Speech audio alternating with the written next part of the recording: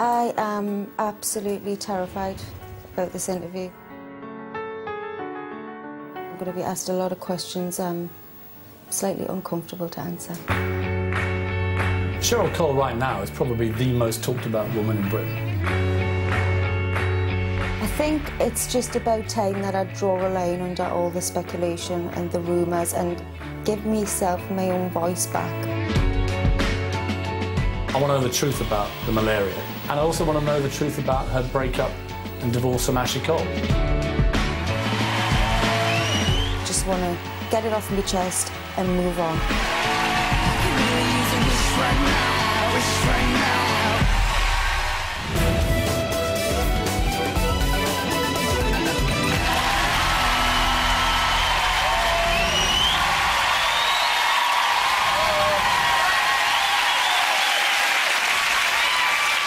How are you feeling? Terrified. Why? This stuff I have never spoke about. It's been a weird couple of weeks for you, hasn't it? You've had this sort of barrage of stuff that's come after a really difficult year for you. Has it been hard for you to suddenly find the headlines so negative? Maybe sometimes it becomes a problem for me, especially over the last couple of years. I've stopped reading everything because I can't cope with it. So it's easier for me to be oblivious to that so I can deal with it. So I'm not sure of all the bad stuff. I know what's going on, obviously. And I have experienced negative press before, and it's horrible. What kind of reaction did you think you'd get tonight from the audience? Do you know what? I've had some... You wouldn't believe the support I've had from the public. It's like... It's overwhelming. And it makes me strong.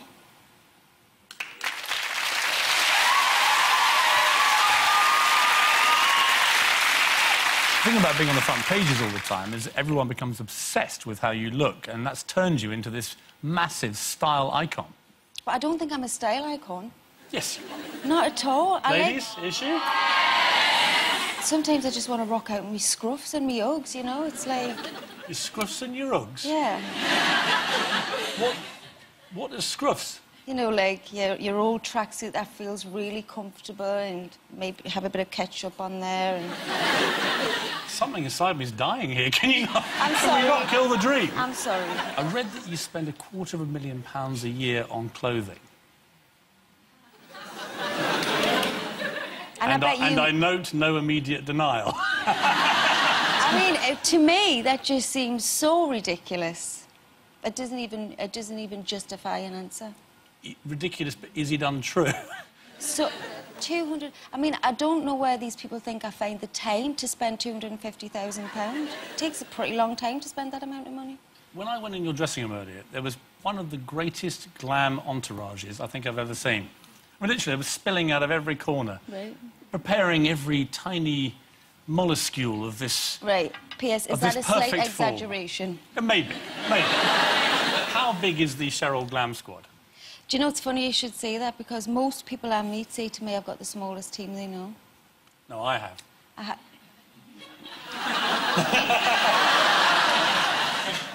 And it shows, I know. When you pick up a newspaper and you've not been looking your perfect best, do you feel, again, that particular pressure that female stars feel? Oh, I feel pressure. Too, right? Yeah, of course. So I remember working with Amanda Holden on Britain's Got Talent when Kelly Brook got signed, and she went into a kind of meltdown for 3 days because we'd walk out and she'd have to face the press every day with Kelly coming out looking like a supermodel. I think that's really sad, actually, that people pit women against each other like that.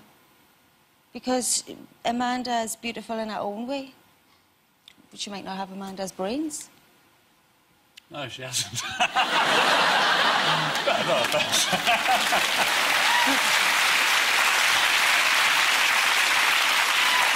Women have a hard time of it because they're compared to each other. It's not always about what shoes you got on or what dress or how much your dress was. That's just irritating.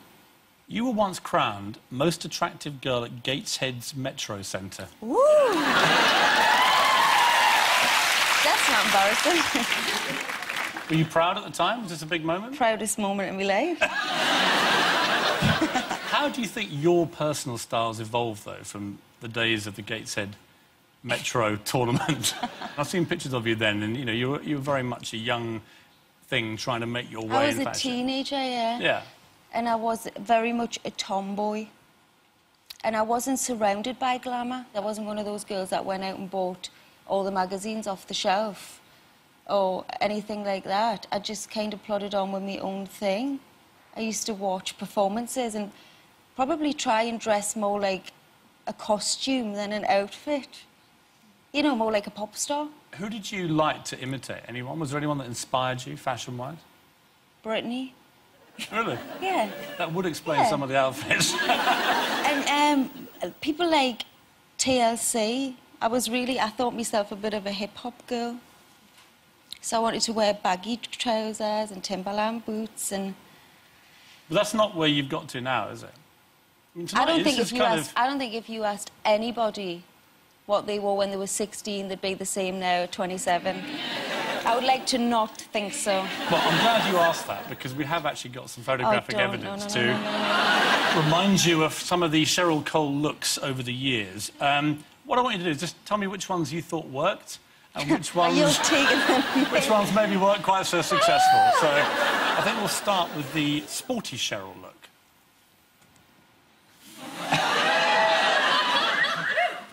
It's coming back around, that one. It's the jumpsuit era.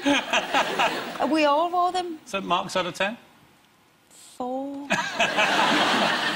Next is the Vicky Pollard, Cheryl. Oh, jeez.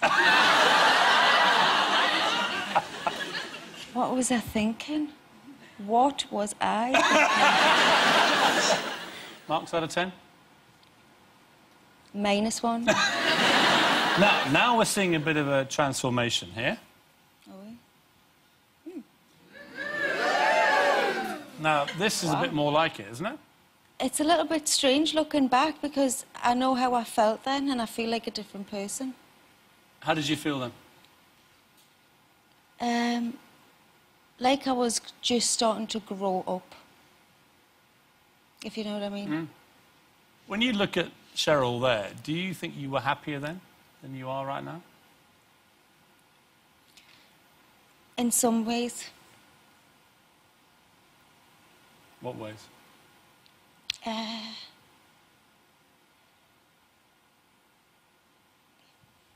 don't know, maybe a little bit freer. Freer? Just a little bit... Like, it's got to a point where the paparazzi are intimidated. And I got so... associated them so much with pain that now it's not fun like it was then. They're only after one thing, really, you looking upset. Yeah. It goes with the story. Cheryl Cole, the girl next door who is anything but ordinary. If I knew what made Cheryl special, I'd literally bottle and sell it. I just think it's the aura she gives off. I don't know how to explain it. Cheryl's popularity is off the scale. Everybody loves Cheryl, people of all ages. Cheryl's just the perfect pop star. Through sheer grit and determination, Cheryl has become one of the biggest stars in Britain. From the beginning, she came into this world knowing what she wanted. She believes she can walk through glass. And you know what? She can. Do not underestimate Cheryl Cole. She's not stupid. She knows exactly what she's doing. I mean, she has me wrapped round her little finger. From an early age, it was clear that Cheryl was going places. The first day I took her to the dancing school, this teacher at the end of the first class came out and said, "You know, she's very special, she's got something special here." In the last 2 years, the word Cheryl Cole had been mentioned over 18,000 times in British newspapers. Everyone wants a piece of Cheryl. She's huge. And it's no wonder. Not only is she one of Girls Aloud, Britain's biggest girl band, she married and then divorced one of the country's most famous footballers. It's really hard to do normal things like go to the supermarket, you know, go get petrol, go get a bottle of milk. On average, there are 25 different stories written about her every day. I saw Cheryl's collapsed, and I just thought, another story, another rumour. And it wasn't until I got the call that I was like, whoa. But how many of the things we read about Cheryl can we actually believe? There's a lot written that is so untrue. It's just so fabricated. Things are being made up about her all the time in the press, and the amount of attention that she gets is out of control. All attention for Cheryl Cole is good attention. She don't care. As long as she's in the headlines, it don't matter what they're saying.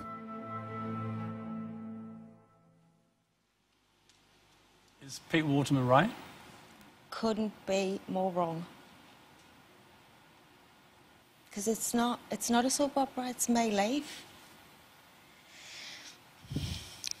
What are the most hurtful things you've had to read about yourself? In the past, everything used to get to us. Everything. Because it's hard, because people don't really know you. They know what they're being given and the information they're being fed, that's it. It's all they know. So they develop their own perception of who you are, who you must be because of what they read. So it's frustrating because you want to say, no, do you know, I'm not like that. And if I was reading that, I wouldn't like me. I mean, all this stuff with Gamut, the X Factor contestant, Yeah. has turned you from kind of, you know, Mother Teresa to Cruella de Vil. Do you regret not putting Gamut through to your final choice? It's one of those things where when you're sat there for those 2 days, bearing in mind I hadn't been to boot camp or I hadn't experienced any of that. All I had was the tape and the girl there and then. And it's a lot more than just hearing somebody sing. I have to take these girls and put them on a TV show and create something week on, week out. And that's what I'm looking at, and I'm looking for a twinkle in their eye, or I'm looking for an instinct I feel when I'm with them. You make decisions, and I thought I made the right decision. And I trust that decision, and I believe in my decision, so it's difficult because I also understand that everybody's got an opinion. Some people tried to suggest that you were being racist. I can't even justify that with an answer. I mean, it's just ridiculous. I can't. It's ridiculous. Is it hurtful when people do that? Or can you now somehow block it out? I can now somehow block it out because things have become so stupid. But when you need a kicking, you need a kicking, and if sometimes I made a wrong choice or it doesn't go with the grain, then I'd put my hands up and say, okay. How did you feel on a human level to Gamut, given that she's very young? Awful, awful, awful. Have you spoken to her since? I can't. I don't know what to say. What am I supposed to say? By the way, I'm sorry I didn't take you any further. And I'm sorry now that your life's upside down. What am I supposed to say? When the doctor said there was a possibility you might die, what was going through your mind? I was actually thinking, if it's going to happen, please just hurry up.